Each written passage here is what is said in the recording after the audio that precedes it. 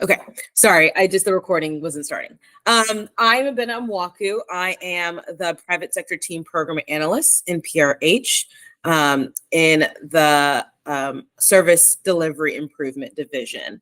And I'm also on the FHM AOR team. Piyush Kardarov is the AOR. Clancy Broxton is the alternative AOR, and Andrew Bear is a senior technical advisor. Next slide. Today's agenda, first I'll provide an overview of the project. We'll go through some brief introductions, and then we'll delve right into the presentation, and then we will end with some time for Q&A. Next slide, and happy to introduce the FHM Engage project. Next slide. FHM Engage is a USAID health development project focused on strengthening local health markets for family planning, maternal, newborn, and child health, and other health areas by providing support to optimize the function of local public and private market actors and their ability to equitably and efficiently increase access to high quality consumer-driven health products, services, and information. Next slide, please. FHM Engage is implemented by four core consortium partners. Chemonics International is the prime, along with Results for Development, Pathfinder International, Zenesis Technologies, and a host of network implementation partners known as NIPS, including Metrics for Management, who are sharing with us today. Next slide. FHM Engage is currently working in 10 countries. Today, we'll be focusing on a core funded activity implemented in Tanzania. We feel that this is valuable work to share for its potential application to other USAID priority countries. Next slide. In these countries, FHM Engage applies a market development approach, also known as MDA, that focuses on identifying and addressing the root causes of underperformance in the core market functions, such as stewardship or financing, in order to achieve sustainable changes to supply and demand. Next slide. This slide is a simplified version of the FHM Engage results framework to illustrate how our various activities can address market failures. For instance, related to enhancing stewardship or increasing access to finance could lead to two key results. One, an improved market environment for greater private sector participation in delivering health products and services, and two, more equitable access to an uptake of high quality consumer-driven health products, services, and information. Next slide. Thus far, FHM Engage has had several accomplishments through its in-country work. In Tanzania, market intel was lacking, and FHM Engage through M4M was able to work to strengthen this, the market intel function of the family planning market.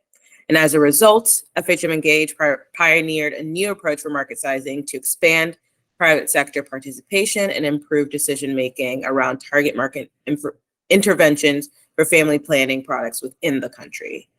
So next slide. You will stop hearing from me shortly, and I'm just going to go ahead and introduce our presenters. Next slide. I'm happy to introduce our FHM Engage Global Project Director, Dana Tilson, who will be the moderator for today's webinar. Dana joined in mid-2023, coming to us with 25 years of global experience implementing health projects focusing on the private sector. And I will now pass the mic over to Dana to introduce our FHM Engage partners from M4M and to facilitate the rest of this session. Dana, over to you. Thanks very much, Abena, and welcome to all the USAID colleagues on the line today. It's been a real pleasure working with FHM Engage over the last few months. It's quite a complex project, but it's been tremendously exciting, and working with our team and our partners to strengthen private sector health markets for increasing family planning and MCH services and products to the private sector.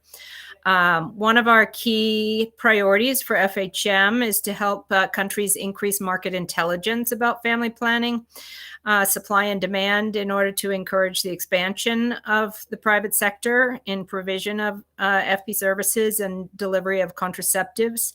And we at FHM are delighted to work with our partners, FHM, on this innovation in estimating subnational consumer market size for contraceptives.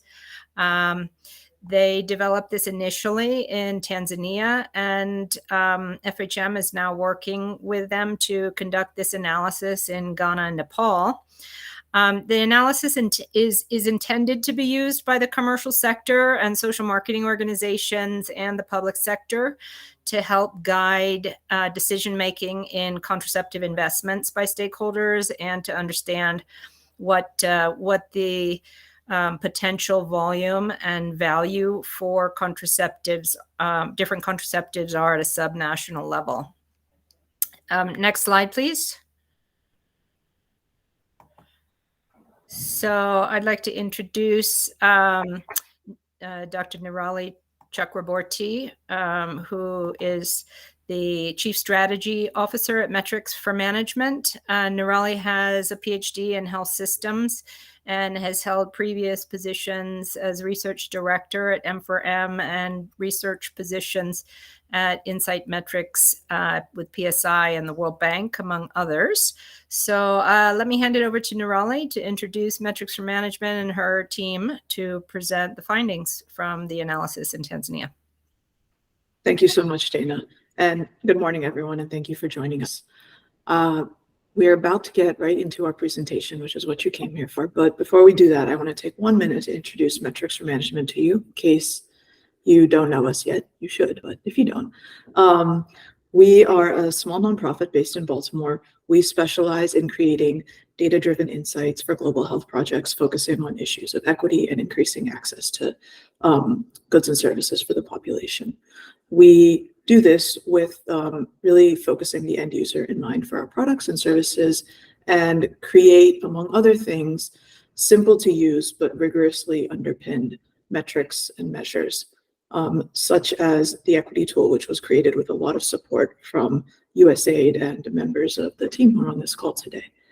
Our presentation today will be given by my two research associates, Dr. YY Hung and Dr. Andrew Corley. And so without further ado, I will turn it over to them. Thank you.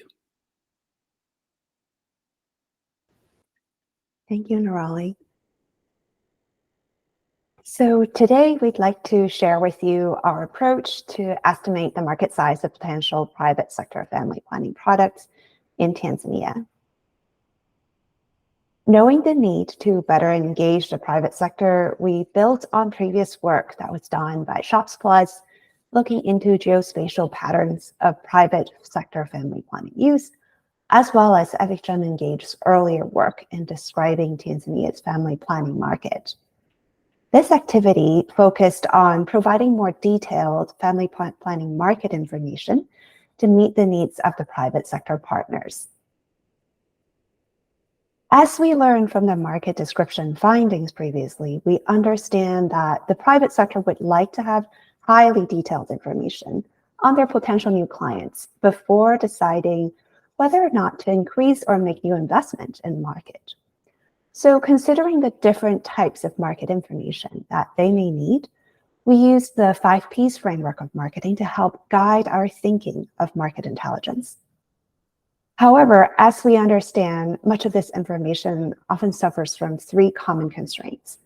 They either don't exist, they might be of poor quality, or they're too sparse to really draw any conclusion from. So, given these constraints, our approach is to combine existing data sources available and apply a series of analytical techniques that allows us to approximate the information that the private sector may need. Regarding available data, our work has relied on several key sources.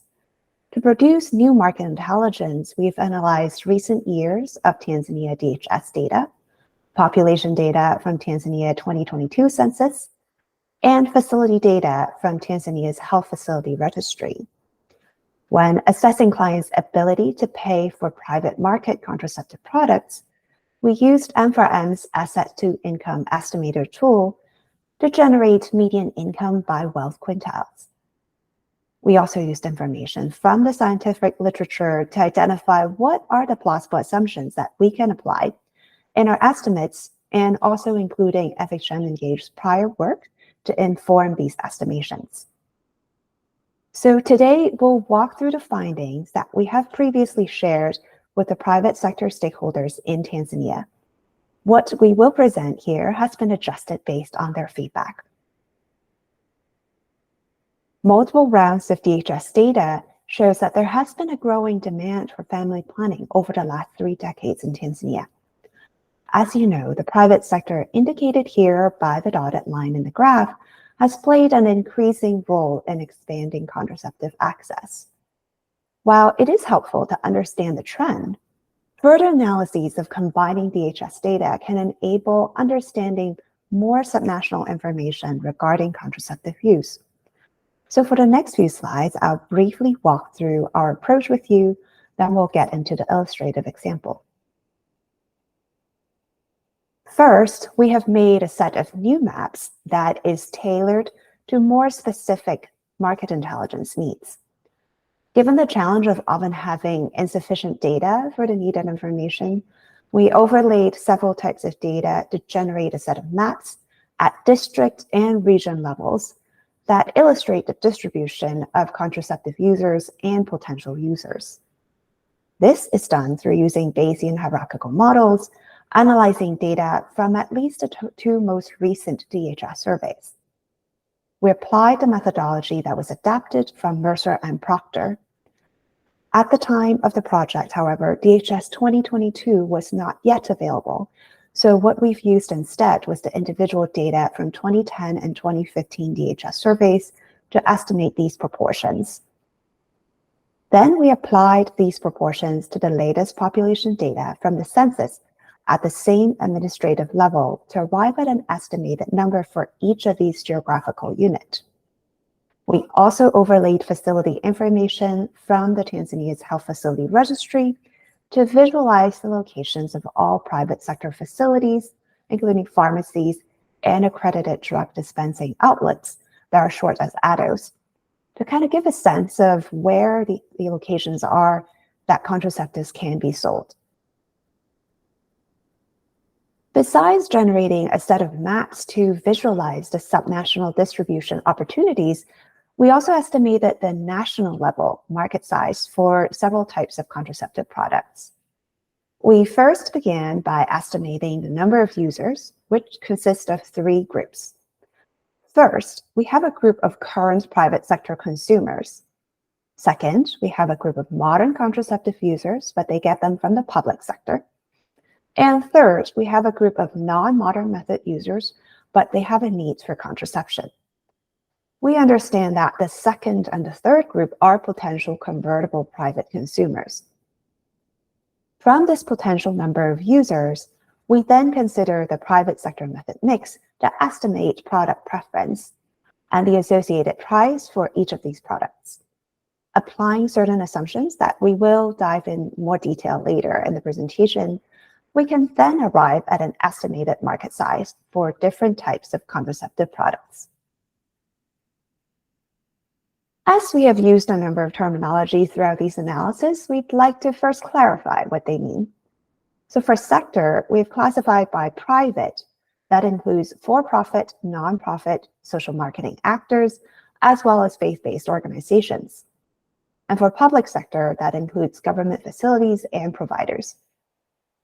We considered contraceptive methods into 2 main types. That includes short-term methods, including condoms, pills, and injectables, and long-term reversible methods that include IUDs and implants.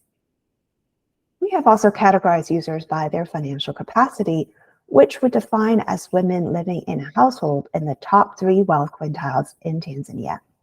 That is equivalent to having a median daily household income of about $12.50. So our analyses come in two forms. First, we have a set of maps illustrating the geographical distribution of existing and potential private sector contraceptive clients. And second, a set of estimates of the size and value of current and potential private sector market for contraceptives. The maps are categorized into describing two groups. First, current modern method users, and second, potential modern method users. We'll first show maps on the overall users that include all women between the age of 15 and 49, then a subset of those who obtain them from a private source, and then we'll look into specific methods as well. Then we'll end with potential modern method users. Our previous discussion with private sector stakeholders in Tanzania revealed that these analyses help to provide a new perspective of distribution of their clientele, as they previously had very limited use of maps. Before we dive into our findings, we'd like to mention that while we've utilized this approach to better understand family planning for private sector in Tanzania, it does have very wide applicability for different sectors as well as different health areas. So for the next set of slides, we'll walk through our results on examining the distribution of current modern contraceptive users in Tanzania. Here, current users include those who are obtaining their products from a private source, as well as women who are getting them from a public source. Here is our first map showing the distribution of modern contraceptive users. This map shows the estimated number of women using a modern contraceptive method at a district level. The higher numbers are indicated by the dark blue color, while low user numbers are indicated by light yellow. On the right is a table that shows the estimated numbers. Throughout our results, we include the top 5 highest numbers for each estimate in the table for illustrative purpose. As you can see in the table, we estimate that there are a total of over 4 million women using a modern contraceptive method in Tanzania. The map shows that the distribution is rather uneven across the country. Not surprisingly, given the high population density in Dar es Salaam, the districts in Dar include the highest number of women using a modern contraceptive method, followed by urban areas in Dodoma and Arusha. However, you see that there are high population areas with much lower modern contraceptive users, like Geita and Kisumu in the Kigoma region. Next, we considered where women obtain their products. So on the left is a map of number of women using a modern contraceptive method from a private source by region. Also included on the map are these light red bubbles in each region that indicate the private sector facility density. The larger the red bubble, the higher is the facility density in that region.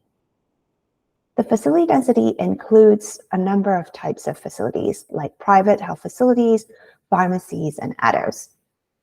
The bar chart on the right here shows the breakdown of these private sector facility density by type in each region. We can see that for some regions that are more rural, ADOs comprise of the predominant type of private sector providers, while the more urban regions have more pharmacies.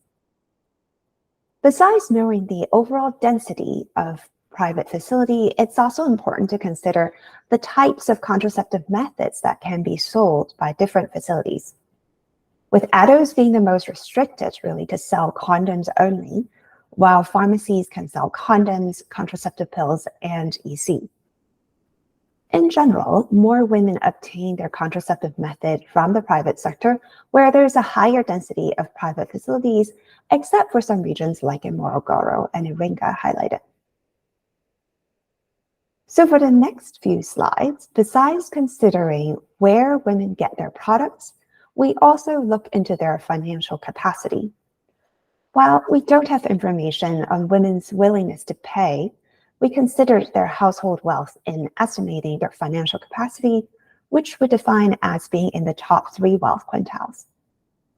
The map on the left shows the number of women currently using a short-term method from a private source, while the right shows the number of women using a short-term method from a public source, but with financial capacity. What this is trying to illustrate is to show the potential of current users that may have the ability to pay for the product in the private sector. So if you were a private sector distributor, you may note the importance of Dar es Salaam, Morongo, and Mbeya, but other regions like Dodoma, Pwani, and Tanga have lower current short-term method private sector users than those currently have financial capacity getting them from a public source. As I mentioned to you about financial capacity in the last slide, I'd like to provide a brief explanation of what we mean by financial capacity. Even though we understand that it would be ideal to know women's willingness to pay, we don't really have that information. So the way we did it was to approximate by indicating women's potential ability to pay. We define this as women living in a household being in the top 3 wealth quintiles, which is to say top 60% of the population based on their wealth distribution. Using Enveran's asset to income estimator, the graph here shows household daily income for each wealth quintile, ranging all the way from about $2 to $100. Looking at the 3rd wealth quintile, the median household daily income is $12.50.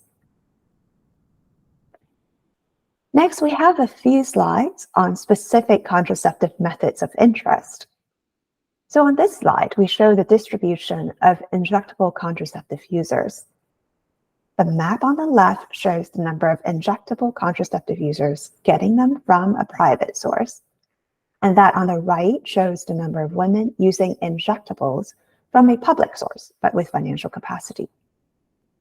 As you can see by comparing the regions between the two maps, and also on the table, several eastern regions have more injectable users obtaining from a public source with financial capacity than those currently getting them from the private sector. So if you were a supply chain provider in Tanzania, you might be interested to really ensure the supply of injectables to these regions. We also included maps for oral contraceptive pill users, as private sector stakeholders would really like to have that information.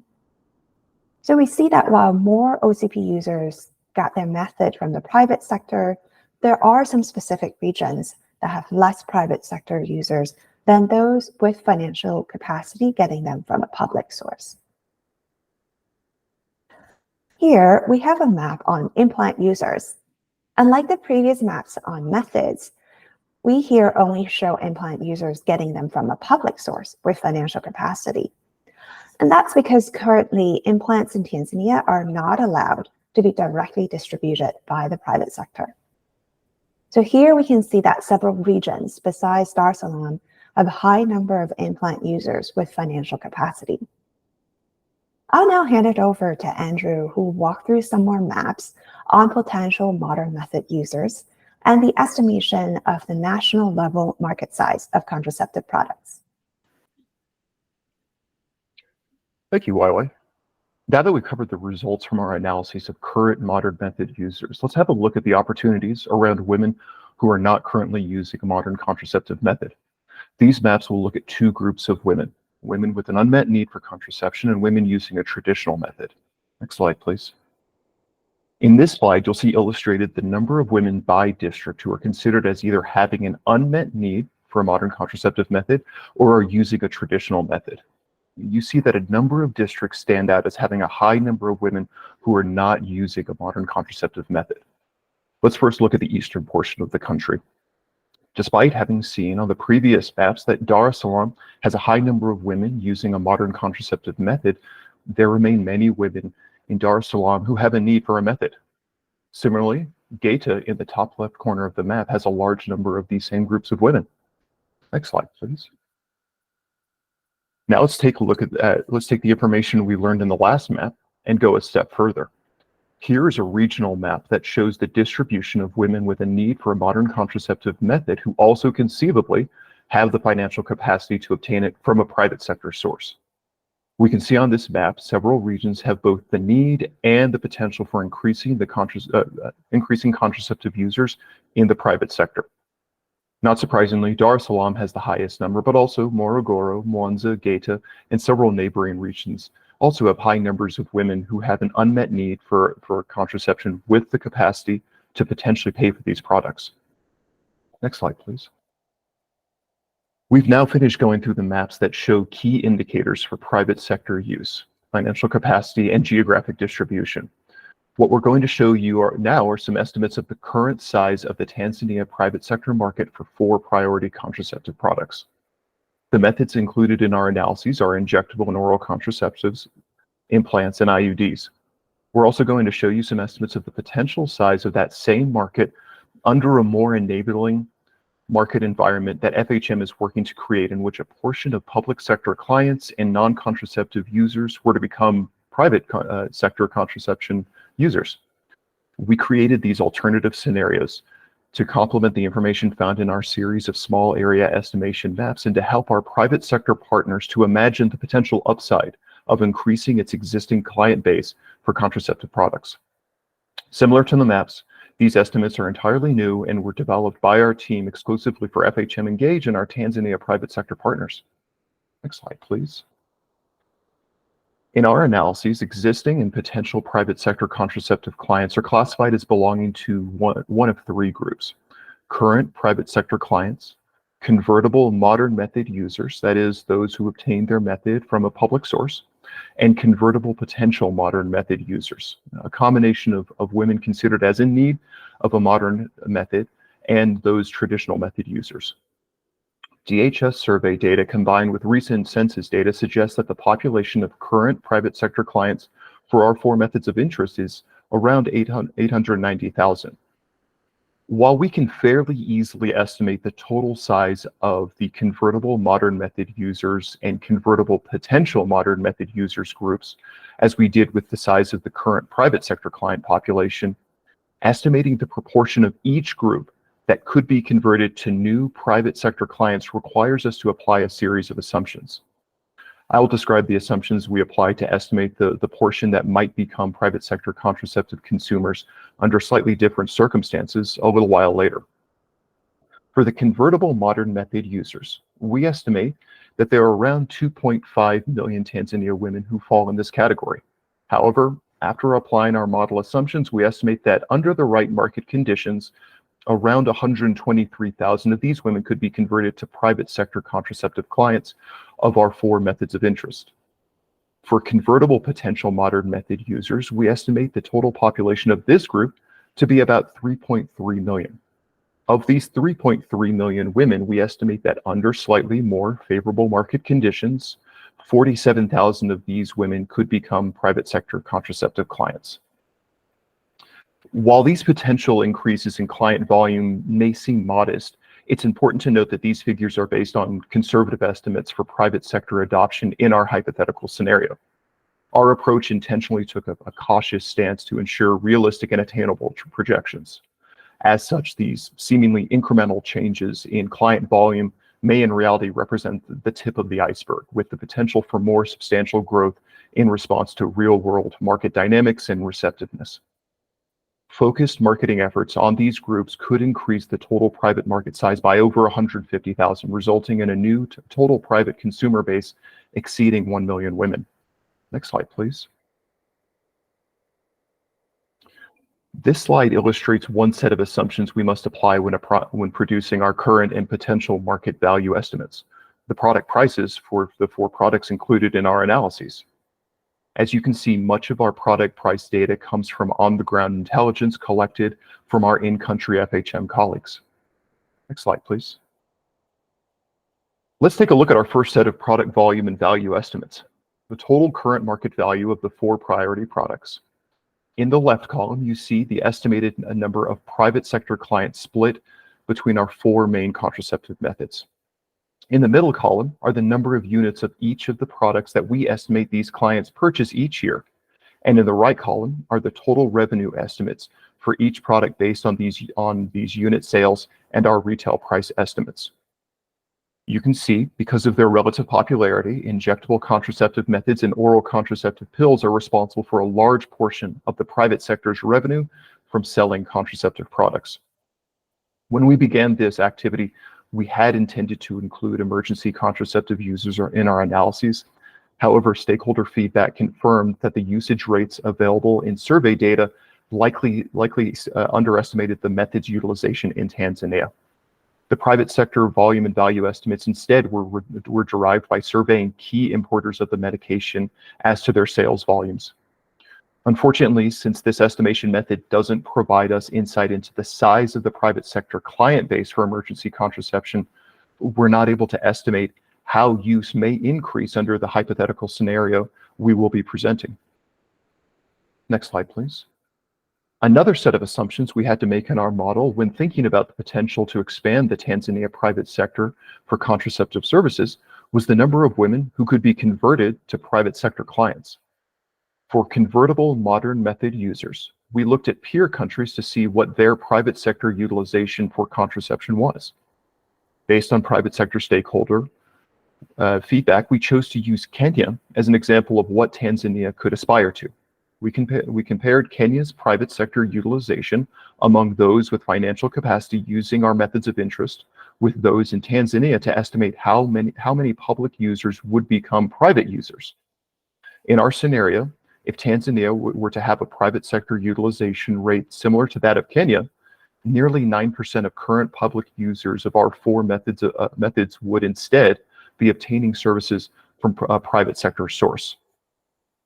Estimating the proportion of women belonging to the convertible potential modern method users group that would convert to new private sector clients was perhaps the most challenging question we addressed when constructing this alternative scenario, because women belonging to this group not only had to be convinced of the desirability of using a modern method, but also of obtaining it from a private source.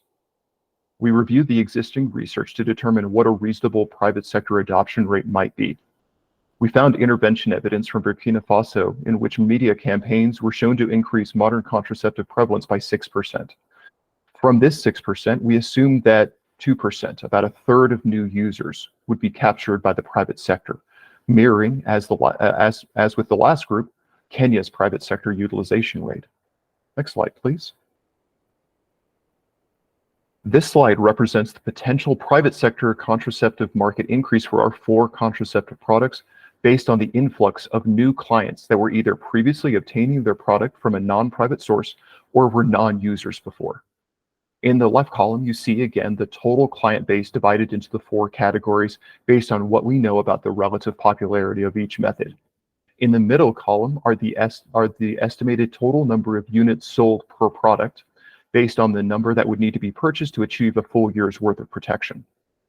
Finally, in the right column are the revenue estimates for each product based on these unit sales and our retail price estimates. Because we haven't manipulated the private sector method mix, we see again that injectable and oral methods represent the greatest sources of potential new revenue. Next slide, please. Now let's add it all up. In the left column of this slide, you'll see that the estimated sales volume by product of the current private sector client base. In the middle column is the estimated sales volume for the new clients that were previously obtaining their product from a public source or were non-users. In the right column is the total of the two columns. I want to direct your attention to the bottom line figures. We estimate that the total revenue from the current private sector clients is nearly $7.2 million. We also estimate that the addition of these new clients would represent an increase of $1.4 million.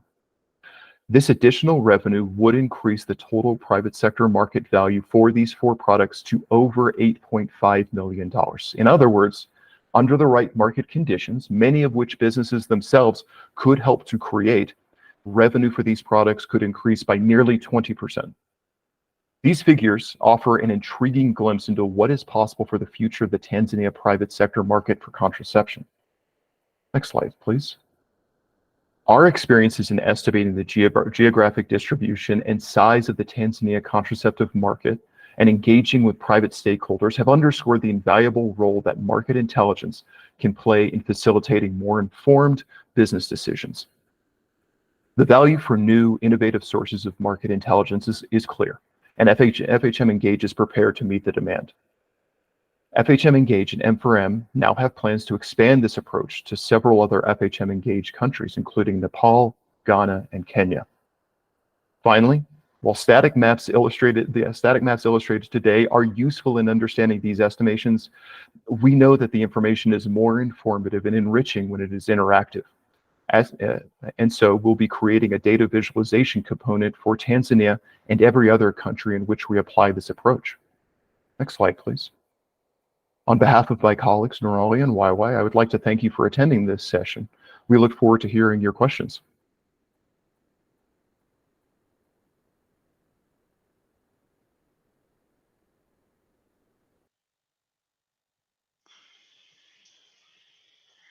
Great.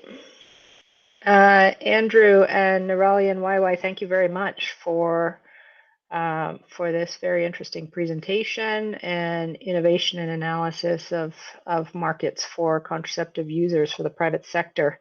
The presentation was very thorough, but it takes some time and consideration to get your head around what the biggest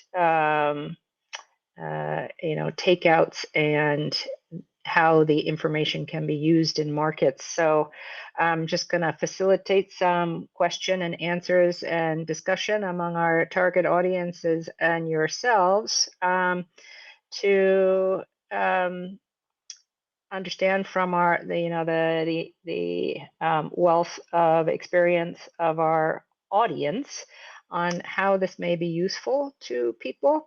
But perhaps we could open the floor initially for any initial questions that people have, and then we can bring up specific topics that may be relevant for the use of this information. So Jane, I see that your hand is up. Go ahead. Thanks so much. This was excellent presentation and really important and relevant for our work. I have a clarifying question on how the method mix was determined. Was that basically a straight line from the current DHS method mix, or was there another methodology there? Thank you. Why? Sure. Yeah. Thank you so much for that question. So yeah, we understand that, if you would like to look into the future, then private, sector method mix may change. But for our current analyses, in terms of the alternative scenario, we're using based on current. So the most recent DHS, as that's what the source is available. But we understand that there are other ways to go about that. Thank you.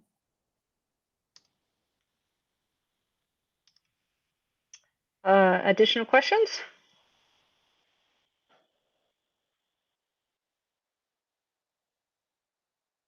Kayosh, go ahead.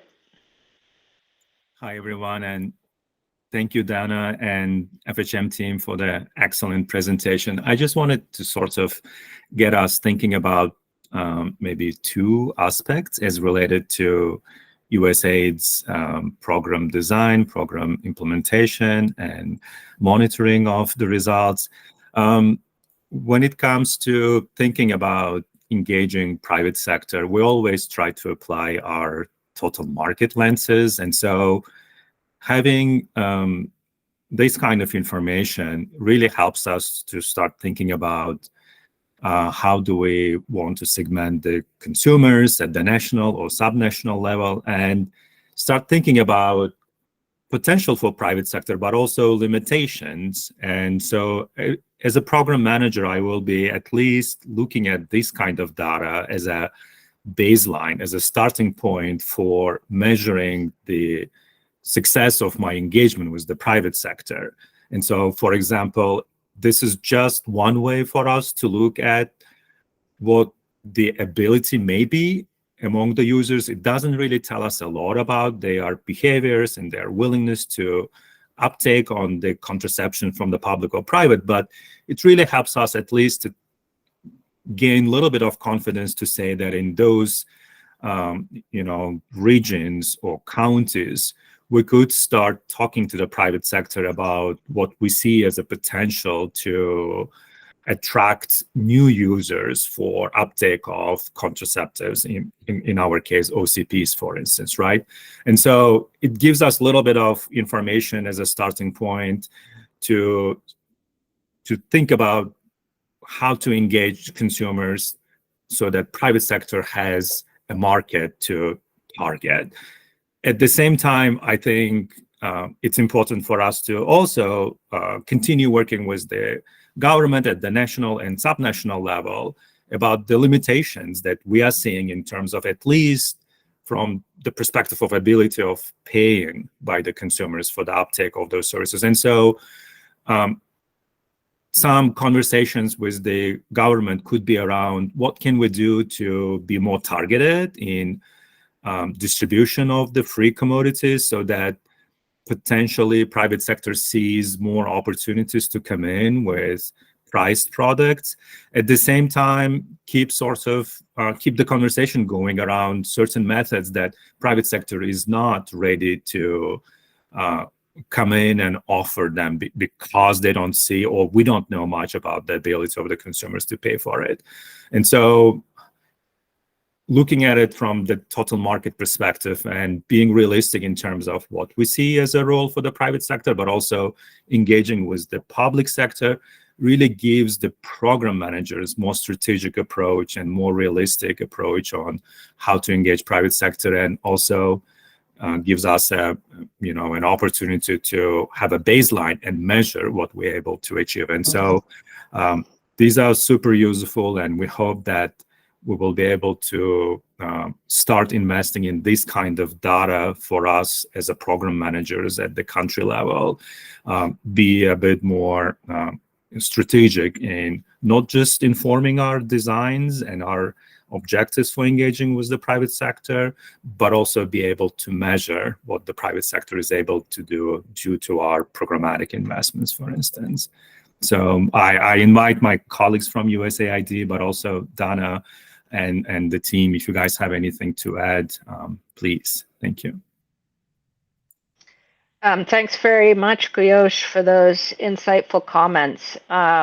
I'd sort of like to continue along your line of how this data can be useful, and some of the areas that excite me about it in terms of our work in FHM Engage and engaging both with private sector and social marketers and government, just to illustrate some of the decisions we're envisioning that the various stakeholders can make with use of this data. For example, manufacturers need to know what is the total market potential in various countries for their products to know how much to supply. Distributors and social marketers can use this type of information about where subnationally are particular target areas where there's potential demand. So it can help them to decide whether to invest in stocking the wholesaler, for wholesalers to invest in stocking product. It's very dependent on what they think the uptake and demand is going to be. This information can be very useful for that. For distributors and wholesalers and private sector clinics, this type of information can be helpful, I think, in helping them estimate whether to expand service provision or product supply, depending on how much money they can expect to make from new users, and how big the potential market is if they decide to invest in expansion. I think one of the interesting elements of this for the public sector is to know, for planning purposes, there's a increasing donor decline in funding for contraceptives. And so this type of information, if the public sector decision makers know that X percentage of people that are accessing contraceptives in the public sector actually have the ability to pay in the private sector, that could help them make decisions on whether in public sector clinics, for example, they can start advising their clients that they don't have to come back to the clinic, that in the nearest pharmacy, they can also purchase these commodities. So I see that as potentially useful for public sector. And then for donors, for sure, for donors to decide how to make investments in social marketing and demand in commercial sector, I think are very useful. So I see a wealth of information here that can be used by different partners. I think Nirali has your hand up. Sure, I'll be quick so Jane has an opportunity, but I just wanted to share with all of you one thing. My colleagues are a little bit too modest to have told you, but I wanted to share with you that this methodology, the small area estimation applied to family planning, really is an innovation. This type of methodology has been used in malaria, a little bit in HIV. It's been used in some other health areas to be able to understand at a more granular level with combining a variety of different data sources, really, pinpointing areas of interest geographically. And we applied this to family planning as a proof of concept to say, can we do it? And also, if we do it, what would these private sector stakeholders in Tanzania think? How would they respond to it? Is it worth it? And it was a very interesting conversation that we were able to have with them. Many of them had never visualized, hadn't seen their own sales data on a map before, hadn't visualized from in that way where the opportunities were. And it was a real way to facilitate conversation. And similarly, the market volume and value estimations, the same thing. Although they're estimates, although there's ways to, tweak them, you can say, yes, we can't predict the future, things could change, behaviors, other things might change. But it was a real, when you put a number in front of a private sector individual, or even in the government, right? You put a number in front of them, it's a way to galvanize conversation. And I think that was one of the most interesting parts about this analysis that we look forward to repeating in other countries. Jane or Jen, I don't know if there were other hands up. I'm not sure I'm seeing them on my screen, but Jennifer Mason had a question about whether the work includes any analysis of how many private sector providers or organizations can be sustained with the potential new or shifted clients. Don't know whether anybody at M4M has any comments on that. Thank you, Jennifer. So I think that our work right now does not go that far. But I think that the work could conceptually go that far if we had a little bit more information from the private sector themselves about their respective volumes, right? So if we can if we could have a little bit more data to identify, where sales are currently happening, and what kind of volumes the different sales agents are meeting, then we could possibly estimate if there's a market for new private sector organizations. Interesting. Thanks, Nirali. Monty?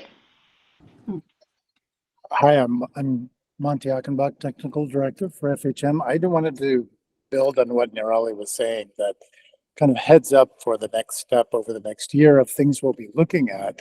And that's that, as she's rightly saying, a critical component of data that commercial sector always wants to know is what's the competitive landscape.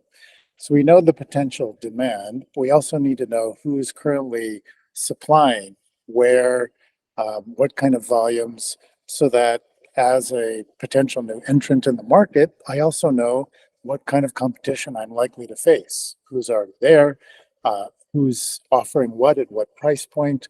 So there's still a lot of data that's necessary to make these kinds of decisions. This is a fantastic foundation for getting that discussion going, understanding what the potential demand is, then looking at who's supplying in the market in a given place at a given price point, helps make those investment decisions that commercial sector honestly may be reluctant to make unless they have this kind of data. It's very difficult for them to get. So that's kind of next stage.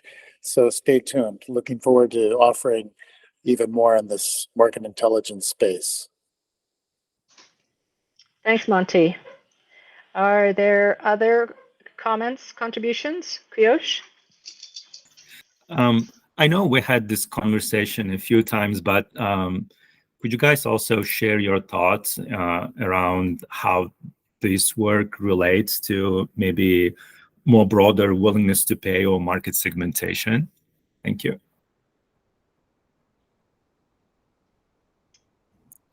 So, Nirali, do you have any thoughts on that?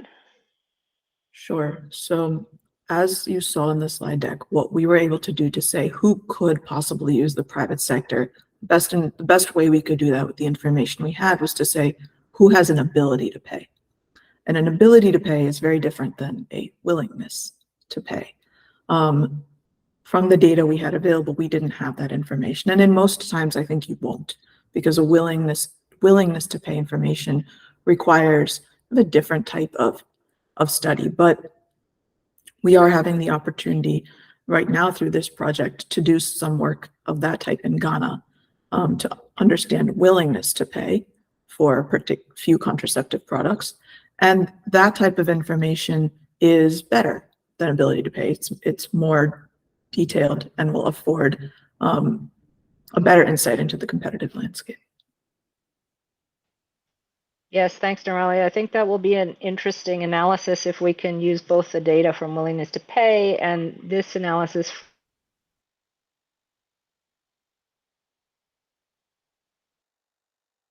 with ability to pay to see if there is a link or a correlation between ability and very interesting. I know we're approaching the end of our hour, but Jane had her hand up. Why don't you go ahead? Okay, I didn't mean to be the final word here, but I did have an observation about the modeling and looking at the estimates of potential demand by method. And that's why I was asking about your assumption about straight lining from the current method mix. Switching to the long-acting and permanent methods of contraception is something that we're looking for a lot of reasons. And I'm just wondering, in terms of scenario planning, does this model look at, shifts in method mix as they become more available to segments of the population via the private sector? So that's my question. Thanks. I think that's an interesting question, Jane, and I think Nirali can speak to some of the limitations in this analysis that we've had for the different contraceptive methods based on the data that's available, and how we might use this in scenario planning. I think is a very good question that we'll have to think about. But I don't know, Nirali, whether you had could share anything further about some of the limitations that you had with various methods such as EC. Sure. So we did have some limitations in that we didn't believe that the information we had around EC usage from the DHS was sufficiently accurate to include in the model. And so therefore we used other information from other sales information we got from private sector. As far as transitioning individuals towards long-acting and permanent methods and how that would affect the method mix, we can imagine that in scenario planning, you could use the same volume value estimation and just adjust the method mix. So you have fixed information on cost of different methods and cost of commodities plus services, and are able to adjust the method mix to see what that might look like. We didn't do that in this case because there are a number of other tools out there that do offer that ability to look at information in that way, but it could be combined, or even take a place where you look at the geographic distribution of method use, and at that subnational level are doing a little bit of further inquiry or scenario planning. Also, I think to add to that, Nirali, to Jane's question about long-term methods, we know from of course, from implants and IUDs, they have to be inserted in a clinic, and a lot of the information that we have is based on retail outlets, and so in-depth analyses around private sector clinics could be added to this analysis. A number of USAID partners have extensive experience trying to implement long-term method programs, and they're very, very different than social marketing programs for and commercial sector sales of the shorter term methods. But one of the things that I thought was interesting in its potential through this analysis was injectables, because the analysis, at least in Tanzania, showed that the biggest financial potential for commercial sector was in the short-term methods of the OCs and injectables. And I think this presents an interesting opportunity for advocacy for more investment in DMPASC, for example, to be made available in private sector, particularly in pharmacies where pharmacists may be able to inject, that there is a lot of potential for transitioning clients who may be receiving injectables in the public sector to be able to access those in the private sector, where we have a product like DMPASC that's easier to administer than Depo. So I think there are additional ways that we can use some of this data for not only scenario planning, but discussions around financial incentives for the private sector to invest in new methods such as DMPASC. I know we're over now. Does anyone have any final comments? Otherwise, I would hand it over to Abena for closing us. Thanks, Dana, Nirali, YY, Andrew, and for those that asked the great questions for our Q&A. Next slide, just to highlight some of the other sessions in the technical showcase webinar series that FHM is planning, and these will be planned for a wider audience beyond USAID with our other stakeholders. So we're looking forward to those as well. Keep that in mind. There is a QR code here that will take you directly to the Health Market Links website, where this recording will also be hosted once we have that finalized. And just a general great resource for more information on FHM Engage. And so with that, I will say thank you and goodbye to everyone. Thank you so much for joining, and we look forward to seeing you in the next session. Have a great rest of your Thursday, everyone. Thank you.